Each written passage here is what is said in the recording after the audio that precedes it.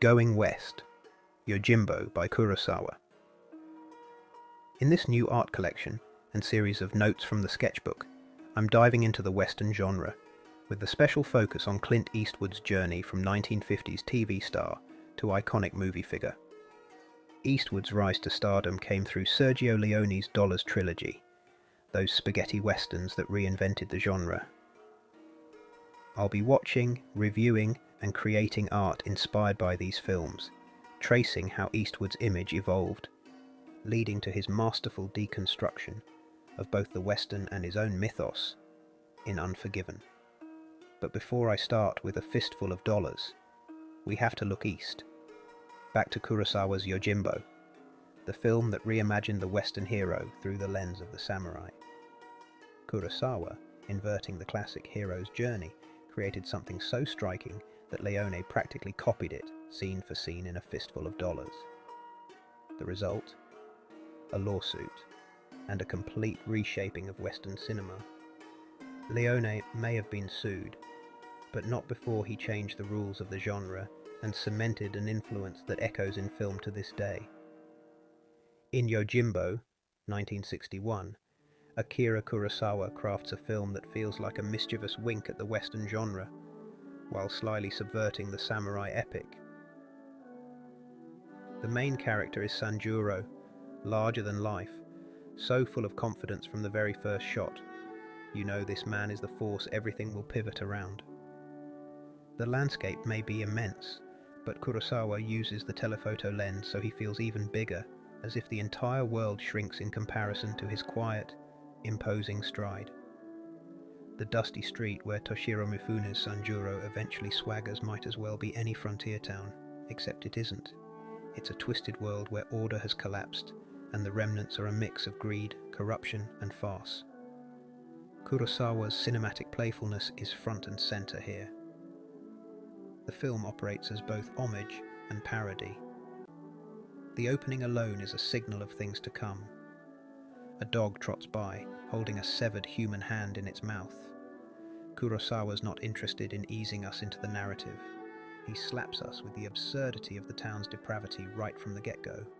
When Sanjuro, with his lazy grace and insouciant swagger, rolls into this ghost town, it's clear he's not here to play hero. Mifune embodies a kind of effortless cool that isn't heroic so much as it is anti-heroic.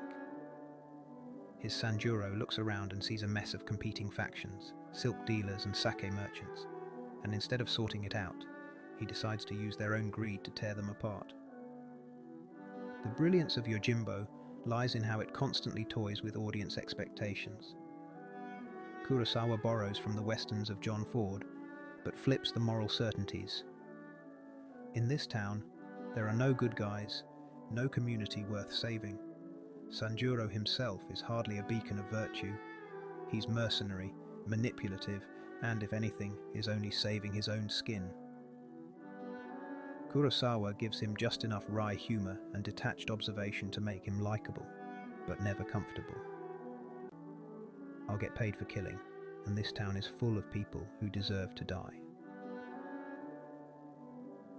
There are moments in Yojimbo that make you feel like you're watching the genesis of so many films that followed. You can't help but think of the severed arms in Star Wars. Lucas clearly took notes from Kurosawa's brutal precision. And the tension Kurosawa builds in certain scenes, the way danger lurks in every glance and gesture, feels like a precursor to something like Tarantino's Inglourious Bastards, especially that infamous cellar scene.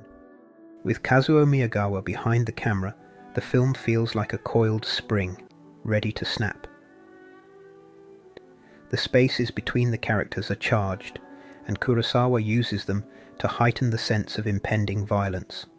Objects slide in and out of the frame, doors creak open, shutters snap shut, always hinting at the danger just beyond our view.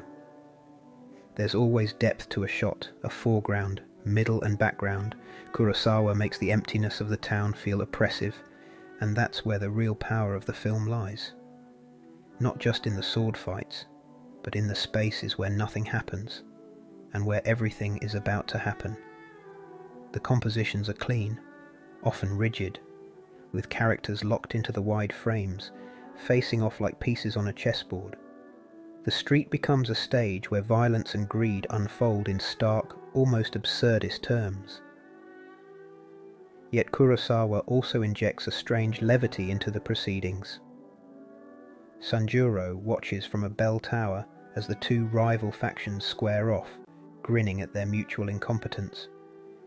It's this blend of cool distance and sudden bursts of violence that gives Yojimbo its particular rhythm, a kind of detached amusement that's punctuated by moments of bloodshed. Sanjuro's strategy is pure manipulation, playing both sides against each other while remaining enigmatic. His motivations are never entirely clear, and that's part of the film's fun. He's not driven by justice or loyalty. He's driven by survival, and maybe a bit of boredom.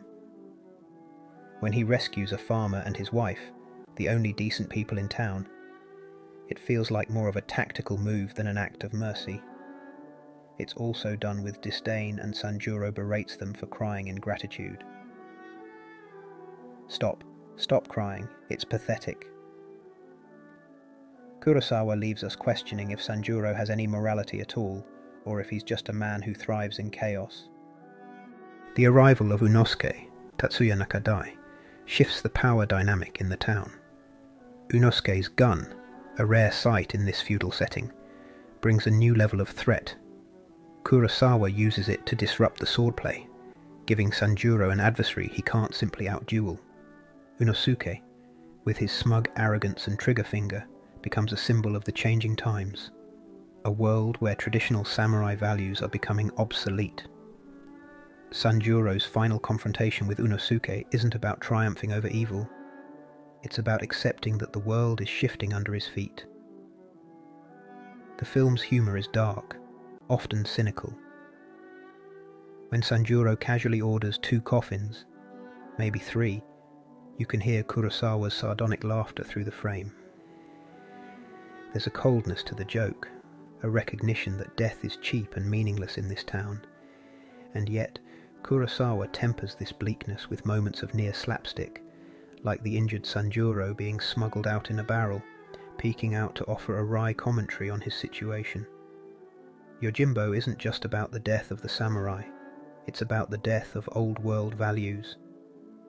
Kurosawa seems to be saying that the era of honour and duty is over, replaced by self-interest, creeping Western values and survival. Kurosawa, with Yojimbo, isn't merely content to tell a story of swordsmen and schemers. He's too smart for that. Instead, he pulls the rug out from under us, leaving us questioning the very nature of heroism, loyalty, and honour. And in doing so, he delivers a film that's wickedly entertaining. Those are my thoughts on Yojimbo, a film that still feels startlingly modern, even more than 60 years after its release.